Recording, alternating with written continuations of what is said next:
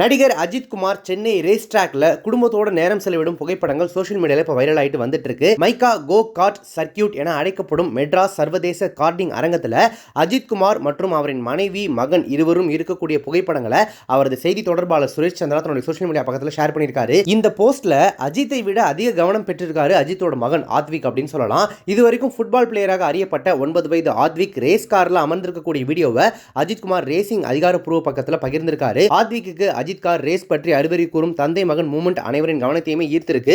அந்த வீடியோவை பலருமே ரொம்ப ஹாப்பியா ஷேர் பண்ணிட்டு இருக்காங்க.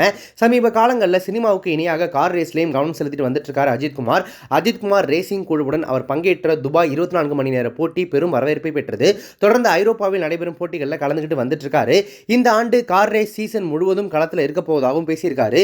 இந்த ஆண்டு ஏற்கனவே அவரது விடாமுயற்சி திரைப்படம் வெளியானது. அடுத்ததாக வரக்கூடிய 10ஆம் தேதி ஆதிக் ரவிச்சந்திரன் இயக்கியுள்ள குட் பேட் அக்லி திரைப்படம் வெளியாக இருக்கு.